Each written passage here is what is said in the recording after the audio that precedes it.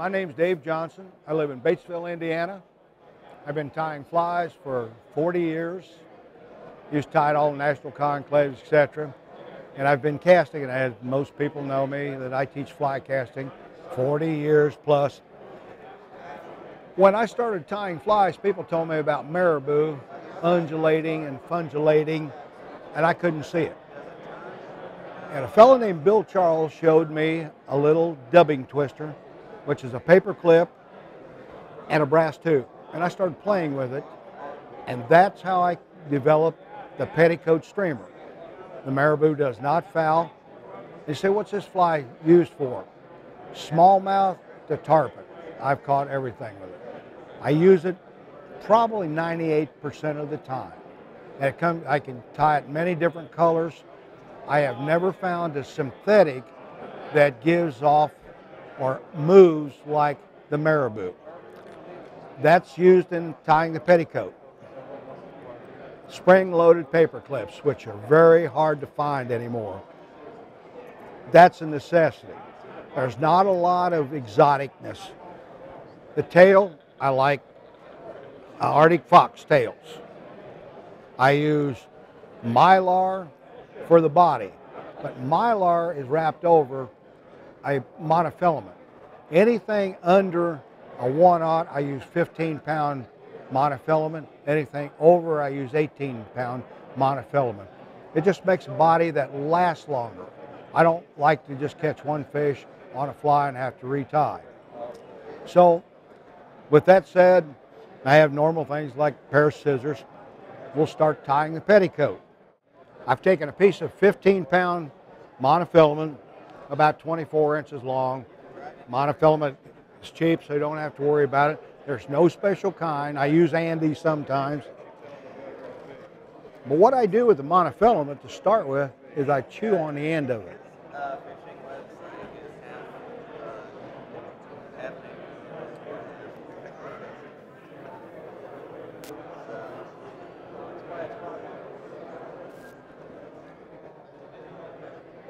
By chewing on the end of it, it gives these little indentations. I turn the hook over and I tie the monofilament in on the bottom. I just wrap over.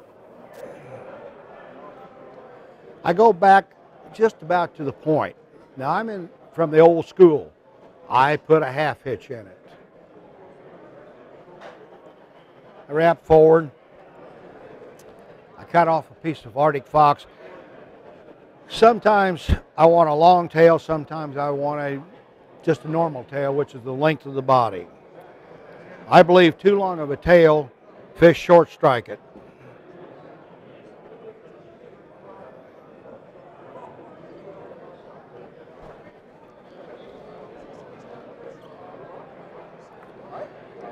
This is a brush, I don't know where it came from, but I use it to pull out some of the guard hairs. When I tie my tail in, if you notice, I'll wrap and I'll come forward. I don't want that abruptness if you get from a cutting. It's a smooth transition. Now I wrap back a little further. Again, I put a half hitch in it. That comes from tying flies for 40 years. Head cement, a piece of mylar tinsel. I can put a little cut in it. When I tie the tinsel in, I take a turn and I bring the tinsel underneath. This came from an old friend, Ed Mueller, a great fly tyer. I wrap forward. Boy.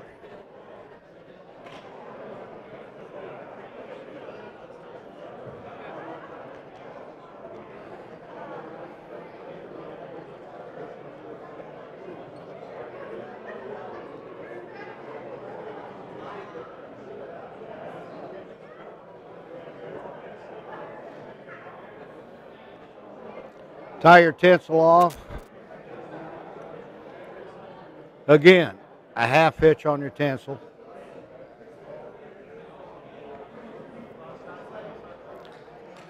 Now I take my monofilament and I put a half hitch in it.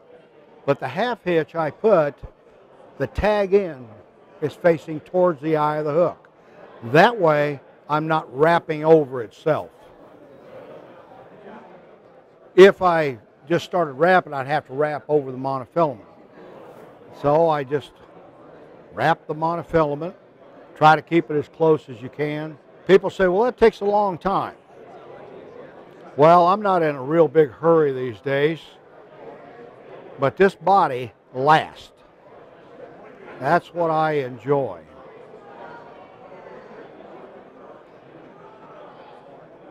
I bring my monofilament up and I lock it in. An old friend of mine named Art Flick. Take a few turns. Art Flick showed me that.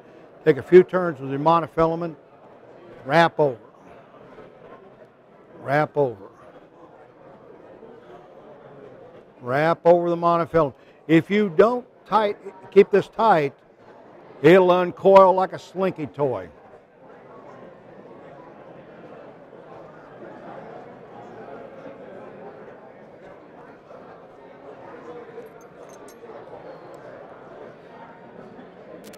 Cut the mono off. I go back a little ways. What do I do again? I put a half hitch in it.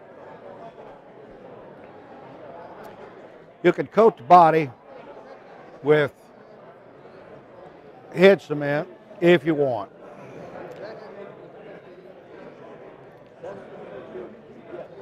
We'll just do it right. I like to put a little bit on the base right there, keeps that tail straight. I tie in a piece of flashaboo. I believe too much flash hinders the fly. Doesn't look real.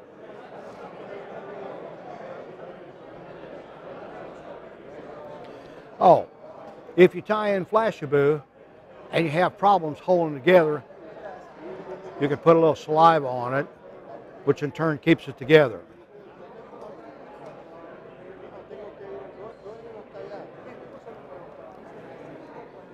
Put it in, tie it up. Now this is the part that a lot of people have never seen. I form a loop with my thread. My thread is 3/0 Herb Howard's monocord. You can't hardly find it anymore. I have taken a couple turns around the body, shank of the hook, but I go around that loop one time, I close that vertex, and I come forward with my thread, and I half hitch it. One of the things I like to do is get my bobbin out of the way. When you tie marabou, everybody seems to think the marabou feathers have to be the same length. That's not true. I have not found a better way than cutting the marabou off of the stem. I have tried stripping it, doesn't work. I go to my paper clip.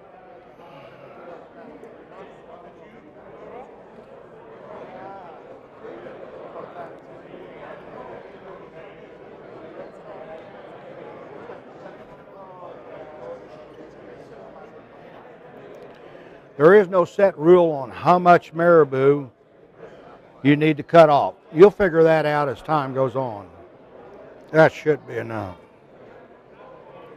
I take my marabou, put it in my fingers, cut the butt end off square, I take my twister and I hook the loop.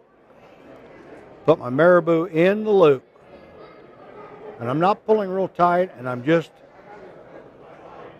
feeding this up and down, just kind of spreading it out where it's all together or even.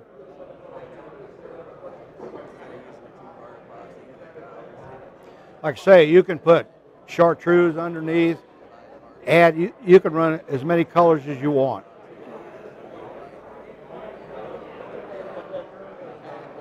Take my fingers and I twist. Now this twister gives me more feeling than any other twister there is. And the question is asked a lot.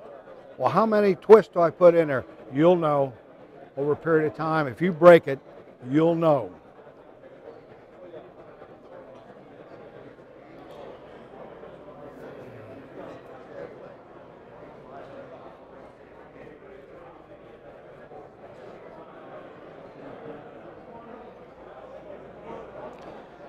So that's what you end up with. Now what are you going to do? Make a wrap. Now when you wrap, remember to keep tension on the twister. I'm wrapping. Now, there's wind in here blowing it. So what I do is I do this. I blow on it.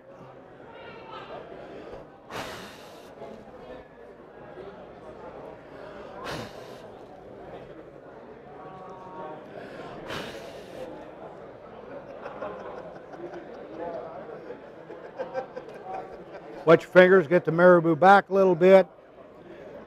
Take some wraps with the excess.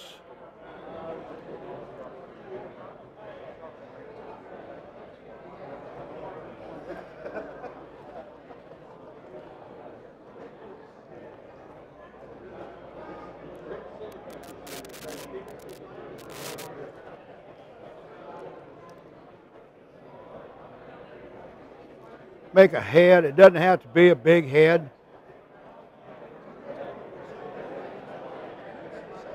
I didn't start using this until about 5 years ago, and I kind of like it. Whip finishing off.